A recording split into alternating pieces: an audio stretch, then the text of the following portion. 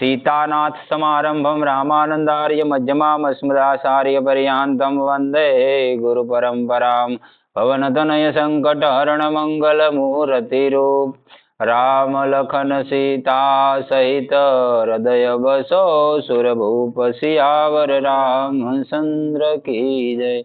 हरि ओम तत्सत परमात्मने नमः। प्रकरण आवे छे भगवान नामनु मूल्य। भगवानना नामनु हूँ मूल से बतावे छे। गोस्वामी तुलसीदासजीए पोताना रामचरित मानसमां भगवान नामनो महिमा उल्लेख करता एटले सुधी कह्युं के कळयुगमां केवळ भगवानना नामनो ज आधार छे। गणिका अने अजामिल जेवा मोटामां मोटा पापी केवळ नामना प्रभावथी ज सहज रीते मुक्त थई गया। श्री हनुमानजीए आज नामना प्रभावथी भगवान श्री रामने पोताना वशमां करी राख्या। नामने जीभ पर राखवाथी मात्र बहारथी अने भीतर प्रकाश छवाई जाय छे। नामनो महिमा एटलो बधो छे के स्वयं भगवान पण एनुं वर्णन करवामां असमर्थ छे। रामन सकही नाम गुण गाई बालकांडनी सोपाई छे ते एटले सुधी के भगवान शिव आ नामनी शक्तिथी ज काशीमां अथवा सगळा जीवोने मुक्ति अपावे छे। काशीमां एवी कहेणी छे के कोई पण जीव न्या एनुं मृत्यु थाय तो महादेव एना रामतारक मंत्रनो उपदेश आपीने मुक्ति करावे। एज रीते श्रीमद भागवत महाभारत वगैरह बीजा शास्त्रों पण नाम महिमाथी भर्या पड्या छे।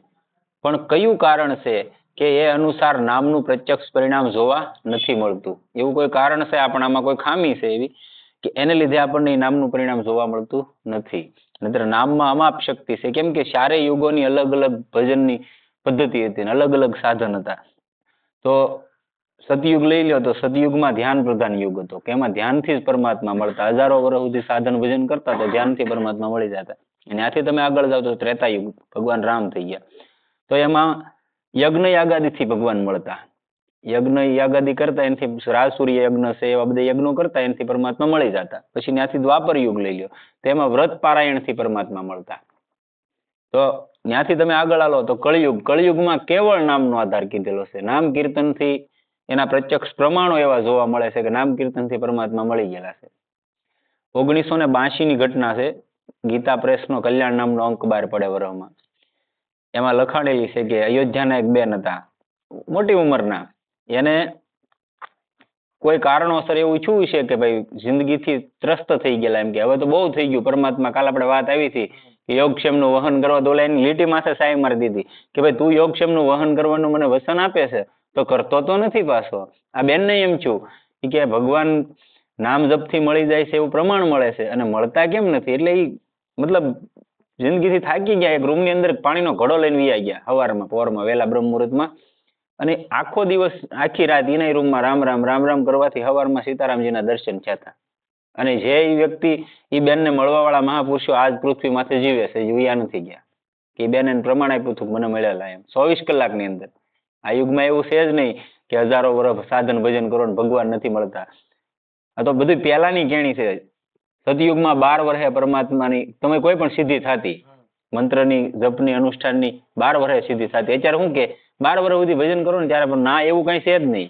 12 वर्ष जे सिद्धि थती एनी सिद्धि त्रेतायुगमां 1 वर्षमां थती। पछी त्याथी तमे थोड़ाक आगळ आलो द्वापर युगमां तो एनी सिद्धि व्रत पारायणथी 1 महीनामां थती। जे 12 वर्षनी हती ई ज ते। अने कळयुगमां 24 कलाकमां थाय। हवे तमारामां केटली क्षमता छे? बीजुं बधुंय तमे दुनियामां 24 कलाक करी शको पण नाम जप न करी शको। बहु अघरी वस्तु। आपणे कहेवामां बहु हेली छे के भाई हुं नाम जप करी शकું। कहेवा माटे जयदयाल गोयनका जेना ग्रंथनी रचना करी ने ए जयदयाल गोयनकाए एक माछीमार हतो गंगा किनारे। एने कीधुं के भाई तू अमारे शुं कमाई जाय एम? ताके भाई 2-5 रुपया कमाओ मारा परिवारनुं भरण पोषण हाले। ताके हूँ तने रोजना 10 रुपया आपू हूँ कवितार करवानुं के बोलो ने 10 रुपया मळता होय तो कोण न करे। एटले जयदयाल गोयनकाए कीधुं के आ रूम खाली छे एमां बेठो बेठो राम राम करी के हूँ रोजना 10 आपी। बपोर तो वगा पड्या के भाई मारे 10 न जोता 5 बरोबर छे के जो बैठा बैठा राम राम नहोतुं थयुं। એટલે આ વસ્તુ છે। આ પ્રકારના તર્ક ઉભા કરીને ઘણા મહાનુભાવો પ્રશ્ન કર્યા કરે છે કે આ બધાનો ઉત્તર એ છે કે પ્રત્યક્ષ ફળ ન દેખાવાનું કારણ ભગવાનના નામમાં શ્રદ્ધાની ઉણપ છે। પહેલા તો આપણને શ્રદ્ધા જ નથી નામ ઉપર। ઘણા એવા માણસો મળે, પણ રામ રામ કીધે કે કૃષ્ણ કૃષ્ણ કીધે એમ ક્યાં કૃષ્ણ મળી જવાનું? તો કળિયુગમાં તો પ્રમાણ આપેલું છે પરમાત્માએ. અનન્ય ચિંતન તમારી અંદર ઊભું થઈ જાય એટલે પરમાત્મા મળી જાય. વાસ્તવમાં ભગવાન નામનો જે મહિમા શાસ્ત્રોએ ગાયો છે તે તેનાથી ક્યાંય વધારે છે. નામનો મહિમાની કોઈ સીમા જ નથી. શાસ્ત્રમાં કહેવાયેલ મહિમા તો નામથી લાભ પામેલા મહાત્માઓના ઉદ્ગાર માત્ર છે. જેને લાભ મળ્યો ને એને કીધું ગમે એટલો લાભ લીધેલો. સમુદ્ર હોય એમાંથી તમે જેટલું ફાવે એટલું જળ લઈ લો, કોઈ જે ખાલી થઈ ગયો નથી છો. તો પરમાત્મા સમુદ્ર જેવો છે. એમાંથી તમારી શક્તિ હોય એટલું તમે લઈ લો, તમારી જેટલી તેવડ છે એટલું તમે લઈ શકો. જે રીતે ઈશ્વર અને સત્સંગનો જેટલો મહિમા કહેવામાં આવે છે એટલો ઓછો છે, એ જ રીતે નામનો મહિમાનું જેટલું વર્ણન થાય છે એટલું ઓછું છે. વાસ્તવમાં ભગવાન નામના તત્વ, રહસ્ય, ગુણ, પ્રભાવ વગેરેને ન જાણવાને કારણે જ એમાં શ્રદ્ધાની ઉણપ છે. રામ જે છે નામ છે એને આપણે જાણતા નથી ખરી રીતે, એટલે આપણને શ્રદ્ધા નથી થતી. મેન વસ્તુ આ છે. શ્રદ્ધાના અભાવે તથા ક્યાંક ક્યાંક તો શ્રદ્ધાથી સાવ વિપરીત અશ્રદ્ધાને કારણે માણસને ખરા લાભથી વંચિત રહેવું પડે છે. આપણે થોડા ઘણા સમજદાર હોય, ભણેલા ગણેલા હોય એટલે તરત આપણે આપણી બુદ્ધિ લગાવી શું કરી કે ભાઈ બધી આખી દુનિયા રામ રામ ને કૃષ્ણ કૃષ્ણ શિવ શિવ ને હરિ હરિ કરે તો બધાને પરમાત્મા ન મળી ગયો હોય? હું મારું જ પ્રમાણ આપું, બીજાનું ન અપાય. અમે અહીંયા જયારે મુંડન કરાવ્યું ને તે 20 જણા હતા. કેટલા? 20. એમાંથી અત્યારે કોઈ નથી. બધાય આનો અધિકારી હોય ને બધાને આનો રસ હોય એવું નહીં માની લેવાનું. દેવાજ પંડિત ને 750 હતા, છેલ્લે વધ્યા હતા 4 જ તે. એટલે બધાય ફાઇનલ જ તે કે ભાઈ પોગી જાય એવું ન હોય. અમુક તો એમ કે શરમે ધર્મે હાલો ઈ કે અહીંયા ટાઈમ કાપવો, એમ ના બેસ્યું. જો એમ કરીને આમાં આવતો હોય ને તો હું એમ કહું જીવન બદલે, પણ એમ નથી આવતો માણસ. નામનો તો અમાપ મહિમા છે. સંસારના કોઈ પણ પદાર્થ સાથે ભગવાનના નામની તુલના નથી થઈ શકતી. અમાપ મહિમા છે કે એની હારે કોઈની તુલના ન થઈ શકે. અહીંના જડ ચેતન નાશવંત પદાર્થોની સાથે ભગવાનના નામની તુલના કરવી એ તો આપણી મૂર્ખતાનો જ પરિચય આપવા બરાબર છે. આપણી મૂર્ખતાનો પરિચય આપણે હાથે કરીને આપી. ભગવાન નામના પ્રભાવ પર એક દ્રષ્ટાંત આપે છે.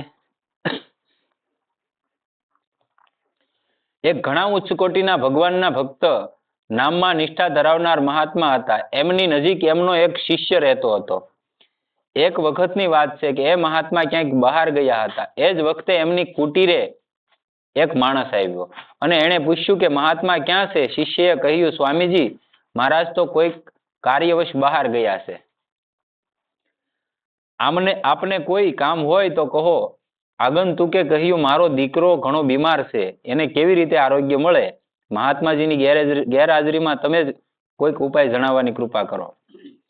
શિષ્યએ ઉત્તર આપ્યો, એક ઘણો સરળ ઉપાય છે. રામ નામને 3 વાર લખી લ્યો અને એને ધોઈને પીવડાવી દો, બસ એનાથી જ આરામ થઈ જશે. આ એનું પ્રમાણ આપે છે.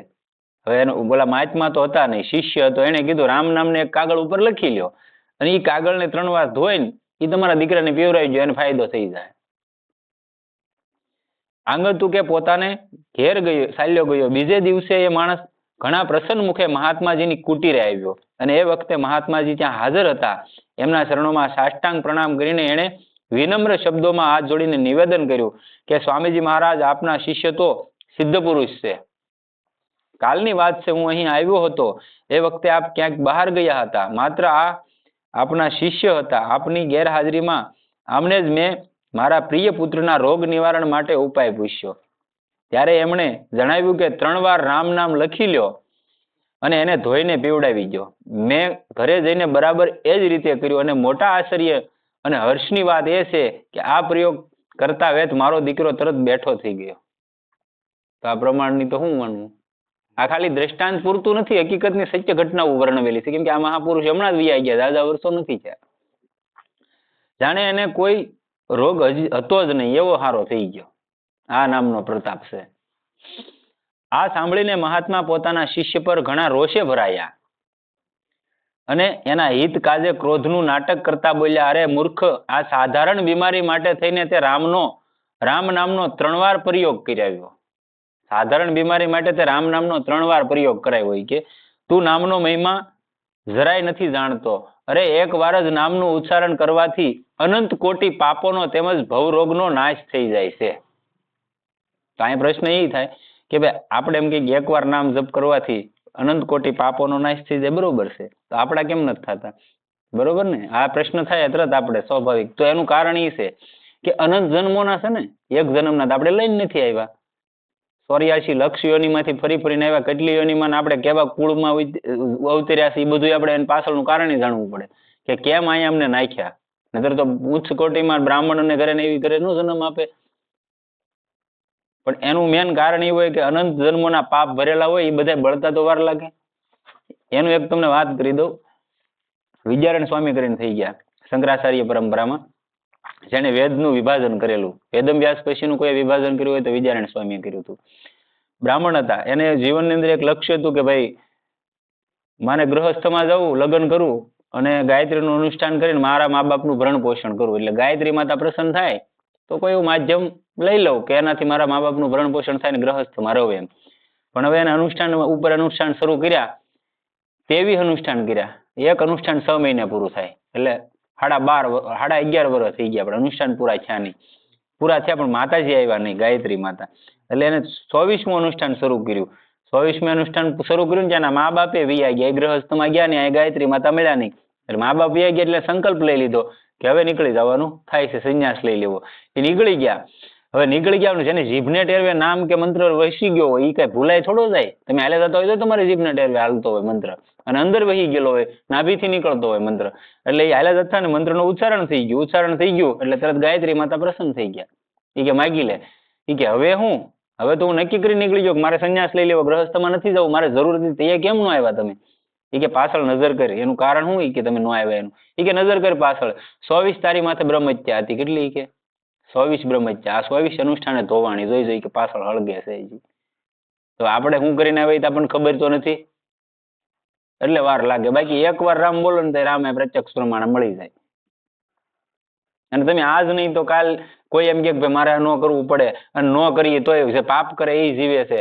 તો એનું કારણ તમને કહી દઉં કે જે પાપ કરતો હોય, આ પાપના અને પુણ્યના બેના મિશ્રણથી શરીરની ઉત્પત્તિ થાય. એમને કોઈનું શરીર નથી બનતું. એકલા પુણ્યથી તો કોણ આવે? એ મહાપુરુષો આવે કે જેને પરમાત્માએ મોકલેલા આવે, એના પાર્ષદો એ આવે, આપણે નહીં. એટલે તો પાપના અને પુણ્યના ઉદ્દેશ્યથી શરીર બને. તો 2 મિત્ર હતા, કાશીની બની ગયેલી ઘટના છે. 2 મિત્રને હારે ભણતા. પછી બન્યું એવું કે એક મિત્ર આગળ વયો ગયો, અને ફેક્ટરી ને એવું બધું થઈ ગયું. એટલે એ થોડોક નાસ્તિકતામાં વયો ગયો. ખાવું પીવું, મોજ મજા કરવી, ભગવાન શું છે એ કઈ જોવા નહીં. એક હતો એ રોજ ગંગાજીએ નાવા જવું, ધોતી પહેરવીને આવું સાદું જીવન જીવે. એમાં બરોબર હાલ્યો આવતો હતો. ઓલો એનો મિત્ર સામેથી હાલ્યો આવે. આ નામ શું કરે ને એનું હું તમને ખાલી ઉદાહરણ આપું. તો એનો મિત્ર સામે હાલ્યો આવતો હતો ને, એને હોના મોરની થેલી જડી. જે ઓલો નાસ્તિક હતો, જે ભગવાનનું નામ ક્યારેય ન લેતો એનું. એટલે ઓલાને એમ થયું કે ઓલા આવીને તરત કીધું તારી જિંદગી ક્યાંમાં વહી ગઈ, તું નકરું ભગવાન ભગવાન કરે, હું તને ભગવાન આપ્યું. ઓલાને સામે ખજૂરીનો કાંટો વાગ્યો પગમાં. એટલે ઓલો બેસી ગયો, વિશ્વાસ દગી ગયો એનો. એટલે એને એમ છું ખાલી ભારે કરી, આની વાત હાચી છે, વાતમાં દમ લાગ્યો, જિંદગી વહી ગઈ, કઈ છું નહીં. એટલે એને કીધું કે ભાઈ તારી વાત હાચી છે કે ક્યાં એક ભગવાન છે ને દયાળુ છે, કોઈ દિવસ એના ભક્તને એમ ભટકી નથી જવા દેતા. એટલે વૃદ્ધના રૂપમાં ભગવાન આવ્યા, બ્રાહ્મણના રૂપમાં આવીને કીધું કે ભાઈ કાંટો વાગી ગયો ખજૂરીનો. એ કે હા. એ કે પણ મને ન લાગતું પરમાત્મા જેવું કાંઈ છે. એ કે કાં? એ કે આ મારો મિત્ર હાવ નાસ્તિક છે, એનો જાહો જલાલી છે, ને હાલ્યો આવતો તો હોનામોરની ઠેલી જડીને મને ખજૂરીનો કાંટો વાગ્યો. એ કે હું તો આખી જિંદગી આ કર્યું, છતાંય તે એને તો કેવું છું ને મારે કેવું છું. એ કે તને ખબર ન હોય ને તો કહી દઉં કે એ હોનામોરની ઠેલી ખૂટી જાય ને પછી એની હાલત ખરાબ શરૂ થાય, અને તારી હવે પૂરી થઈ ગયા. જે ખજૂરીનો કાંટો વાગ્યો ને એની જગ્યાએ તને હોળીની સજા હતી. કે એની બદલે આ નામના પ્રભાવથી ખજૂરીના કાંટે બકી ગયું. વિચાર કરી લો, હોળીની સજામાં મોત મળે ને, અને ઓલા ખજૂરીના કાંટે બકી ગયું. આ નામનો પ્રભાવ છે. અને ઓલાને પછી ખરાબ સમય શરૂ થઈ ગયો. એટલે પછી ગોઈતાય ન ચડીએ. અને આજ નહીં તો કાલ આવતા જન્મે ગમે એટલી ફરી તમે ચક્કર મારીને આવો ને તો ગમે ત્યારે ભજન તો કરવું જ પડશે. તો જ તમે પરમાત્મા સુધી પગી કરો, તો જ આ ચક્કરમાં છૂટી શકો. બાકી કોઈને એવું એમ હોય કે હું આ કાંઈ ન કરું, આ બધા જીવે હું જીવું, તો અહીં જવાનું, બાકી કાંઈ નથી. આ ફાઈને લખી લેવાનું. અને કહીએ કે આપણા પૂર્વજો વ્યા ગયા, કોઈ સંભારે? તારા દાદા મારા દાદા 100 પેઢીએ કોઈ ન ઓળખતું, ઓળખે કે ભાઈ ફલાણા ભાઈ બાપાનું નામ ફલાણા ભાઈ હતું, ઓળખે કોઈ? આ ભગત દાદા લોંગડી વાળા લઈ લો, બજરંગદાસ બાપા લઈ લો, એ કોઈને ટપાલ નથી લખી કે અમને યાદ કરજો એમ. હું એમ કહું, હજી હજારો વર્ષ વ્યા જાય ને તો એ નામ ના એમને રહી જાય. આને અમરખ્યા કહેવાય, બીજું કઈ અમરતામાં નથી. નામનો મહિમા જરાય નથી જાણતો. અરે એકવાર જ નામનું ઉચ્ચારણ કરવાથી અનંત કોટી પાપોનો તેમજ ભવરોગનો નાશ થઈ જાય છે. ગુરુજી એમ કીધું કે 3 વાર લખાવ્યું ખોટું કર્યું એમ. અને માણસ અનામય પરમપદને પામી જાય છે. તું આ આશ્રમમાં રહેવાને લાયક નથી. નામનો તે અનાદર કર્યો એમ. માટે જ્યાં તારી ઈચ્છા હોય ત્યાં ચાલ્યો જા. આથી શિષ્યની આંખોમાં આંસુ આવી ગયા અને એણે પોતાના ગુરુદેવને ઘણો અનુનય વિનય કર્યો. સંતોનો નવનીત હૃદય હોય છે. તેઓ પીંગળી પણ ગયા અને એના અપરાધને ક્ષમા પણ કરી દીધો. એ પછી મહાત્માજીએ સમસમ કરતો એક સુંદર ચમકદાર પથ્થર ક્યાંકથી કાઢ્યો અને એને શિષ્યના હાથમાં આપીને કહ્યું, તું શહેરમાં જઈને આની કિંમત આંકીને આવ. આનો એક કાઢ્યો કે આની કિંમત કરાવીને વેચવાનો નથી. આમ આવ સાવધાન, આને કોઈ કિંમતે પણ વેચવાનો નથી. ખાલી કિંમત કરાવીને વેચતો નહીં, માત્ર કિંમત જ આંકવાની છે, કિંમત જ કરવાની છે. કે કોણ કેટલી કિંમત આની કહે છે એ લખીને પાછો આવજે. શિષ્ય એ લઈને બજારમાં ચાલ્યો ગયો. સૌથી પહેલા તે શાક વેચનારી માલણ મળી. એણે એ પથ્થરને કાઢીને બતાવ્યો અને પૂછ્યું, તું આની વધુમાં વધુ કેટલી કિંમત આપે છે? બકાલું વેચતી સ્ત્રી મળી. તેને કીધું કે તું આની વધારે વધારે કિંમત કેટલી આપી કેમ? શાક વેચનારીએ પથ્થરની ચમક અને સુંદરતા જોઈને વિચાર્યું કે આ ઘણો સારો પથ્થર છે, બાળકોને રમવા માટેની સુંદર વસ્તુ છે. એ બોલી, આની કિંમત તું કિલો 2 કિલો મૂળા બટેટા કે જે શાક તમને પસંદ પડે એ લઈ શકે છો, વધારે કઈ હું ન આપી શકું. વેચવો નથી કહીને શિષ્ય આગળ વધ્યો તો એક વાણિયા સાથે ભેટો થઈ ગયો. એણે પૂછ્યું, શેઠ, આ પથ્થરનું મૂલ્ય આપ શું આપી શકો છો? તો વાણિયાએ વિચાર્યું કે પથ્થર તો ઘણો સુંદર છે અને ચમકદાર છે અને ઘણો જ વજનદાર પણ છે, માટે સોનું ચાંદી તોલવામાં આનો સારો ઉપયોગ થઈ શકે છે. એણે કહ્યું, 100 રૂપિયા આપી શકું. એને પણ નકારીને શિષ્ય આગળ ચાલ્યો ગયો કે નથી વેચવું એમ. તો એક સોનીની દુકાને પહોંચ્યો. સોનીએ જોઈને વિચાર્યું કે આ તો ઘણા કામની વસ્તુ છે, આને તોડીને ઘણા પોખરાજ બનાવી શકાય એમ છે, માટે એણે કહ્યું, વધુમાં વધુ ₹1,00,000 સુધી હું આપી શકું. સાંભળજો આ દ્રષ્ટાંત હું કહે છે એનું મર્મ સાંભળજો. તો ઓલે કીધું વેચવો નથી કહીને શિષ્ય ઘણા ઉત્સાહથી આગળ વધ્યો અને એક ઝવેરીની દુકાન પર પહોંચ્યો.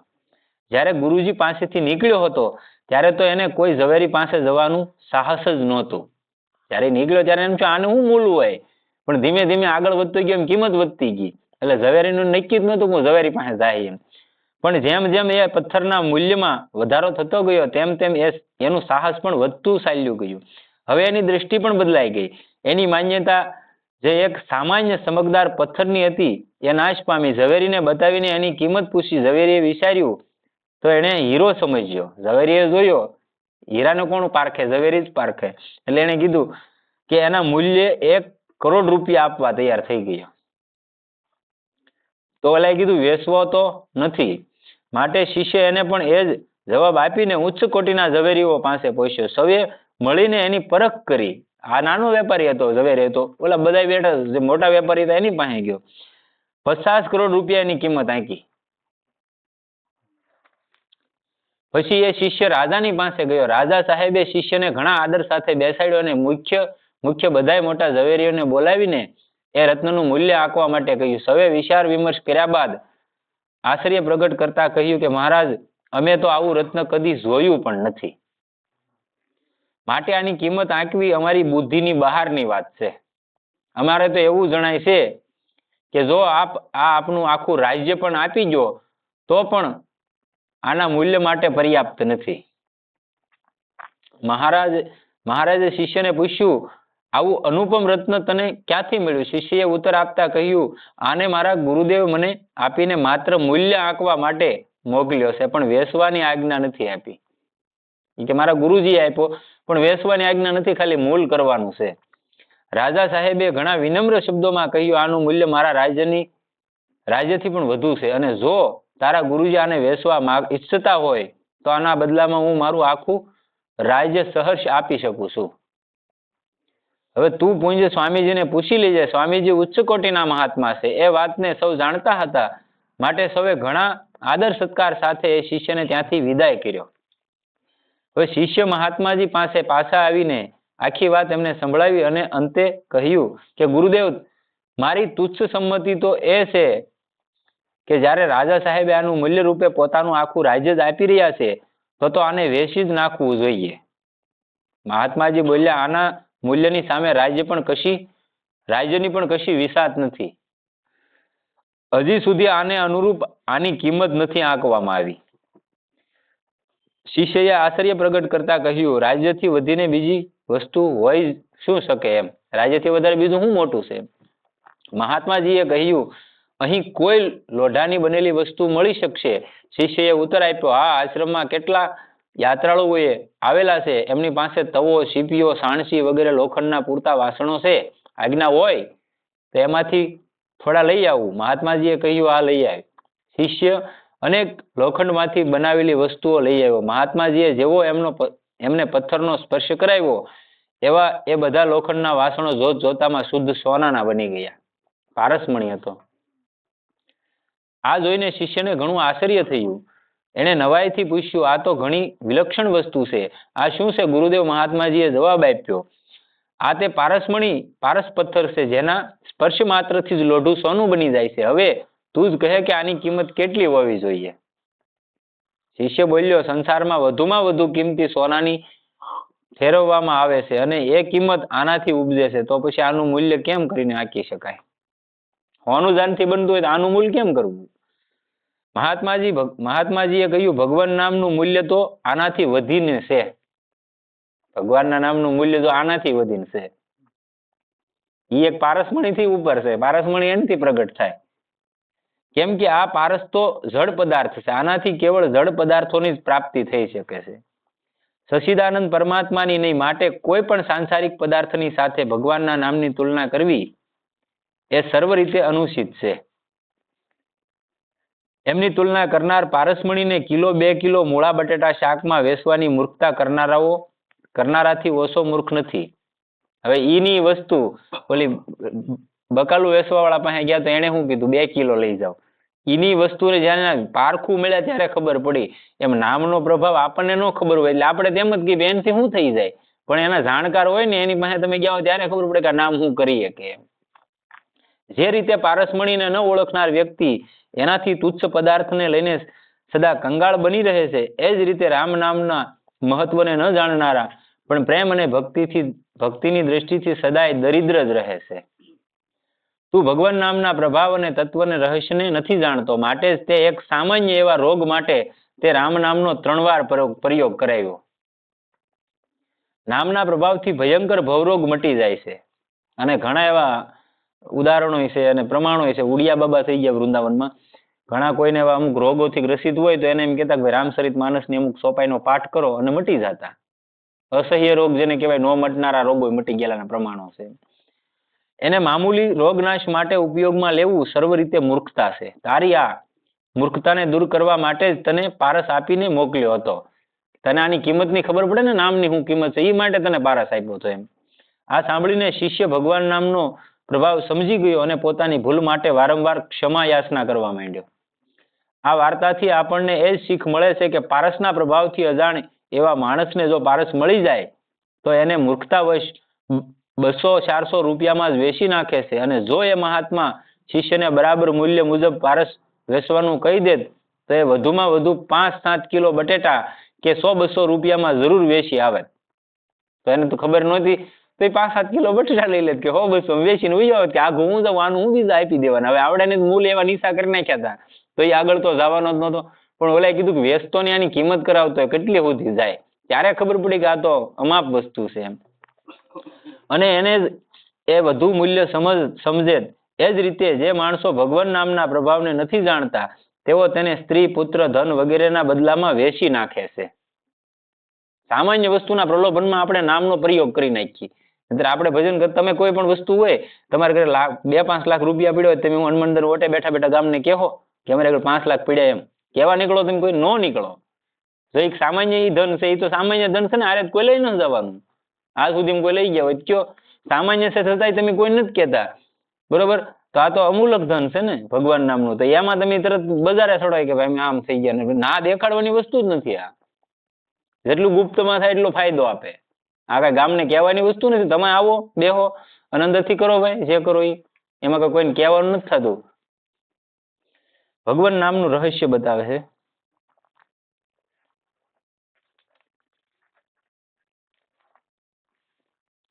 એમાં જરાય સંદેહ નથી કે ભગવાનના નામમાં પાપોને નાશ કરવાની ઘણી મોટી શક્તિ છે. નામ અખિલમ અગમ પુંજમ નસાવનમ એ યુક્તિ સાવ સાચી છે, પણ લોકો આનું રહસ્ય ન જાણવાને લીધે આનો દુરુપયોગ કરી બેસે છે.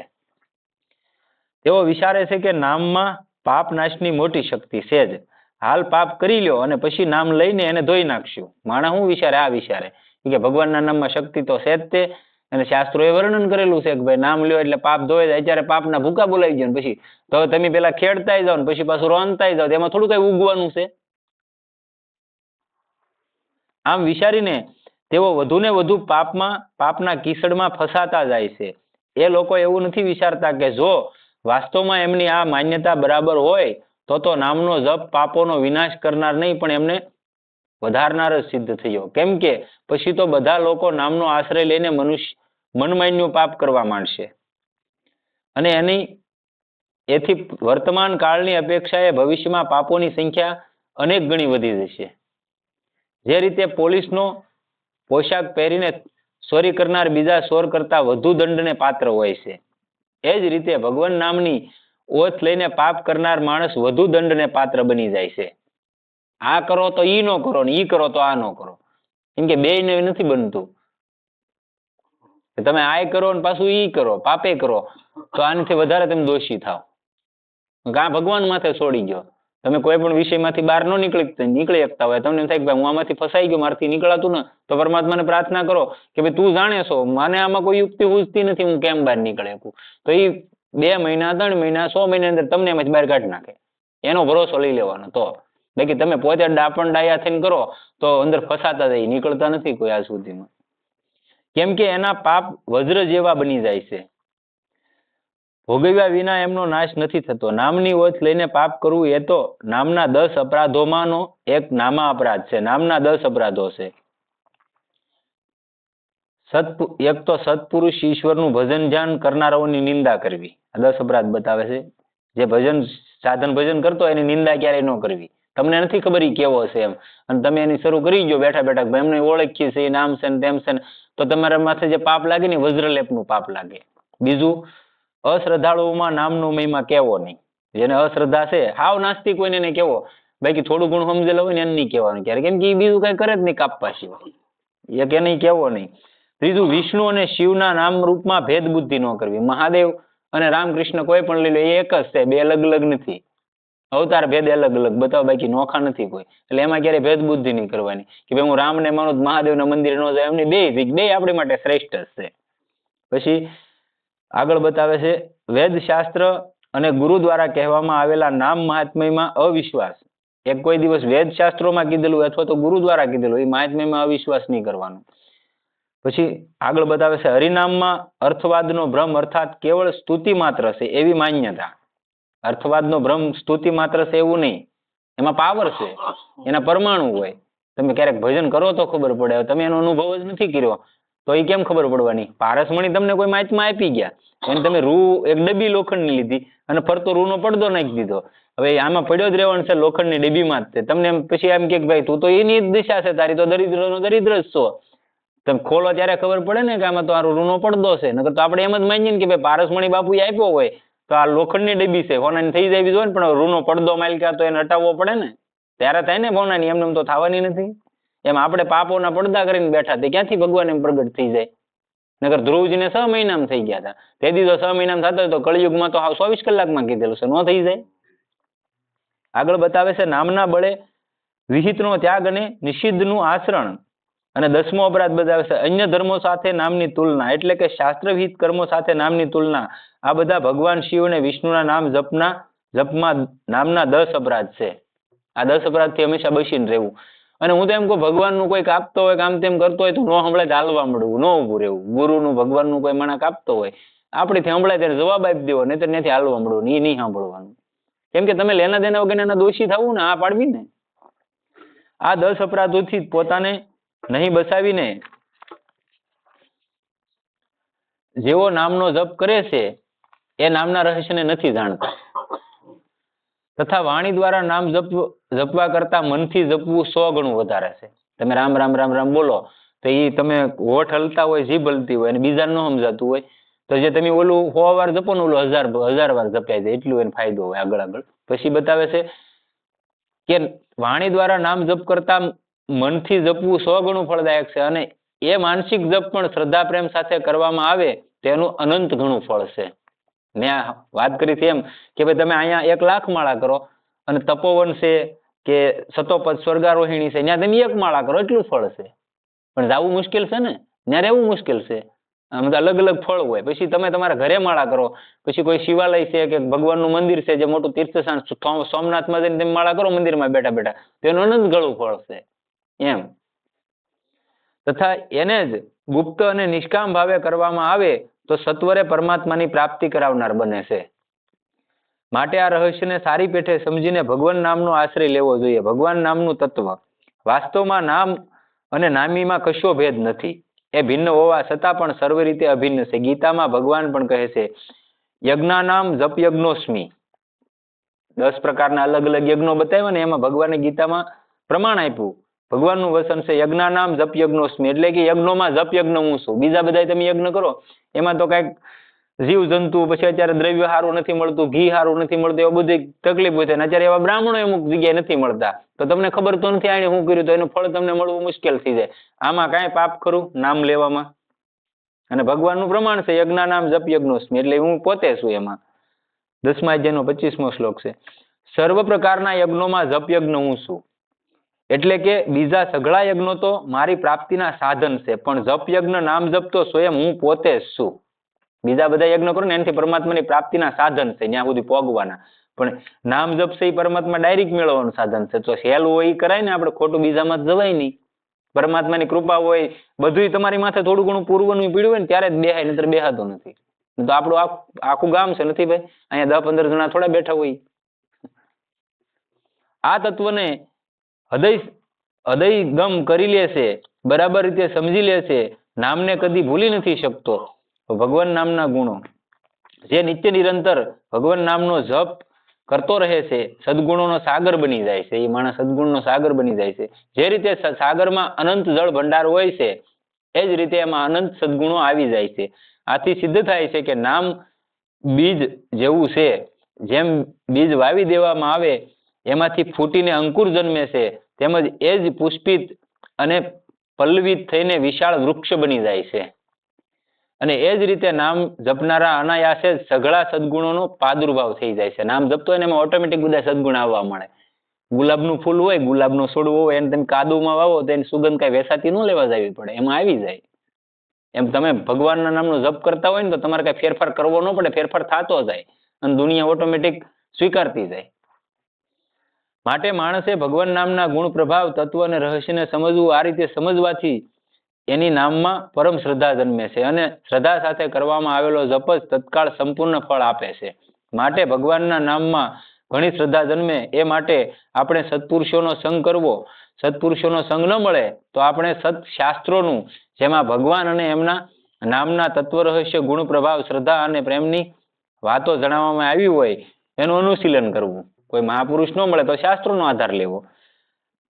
આ રીતે કરવાથી ભગવાનના નામમાં શ્રદ્ધા પ્રેમ ઉપજે છે અને કરવામાં આવેલા જપનું ફળ પણ જેનું શાસ્ત્રોમાં વર્ણન છે એ તત્કાળ પ્રત્યક્ષ જોવા મળે છે. સદગુરુદેવ કી જય. સીતારામ રામ રામ સીતારામ રામ રામ સીતારામ રામ રામ સીતારામ રામ રામ સીતારામ.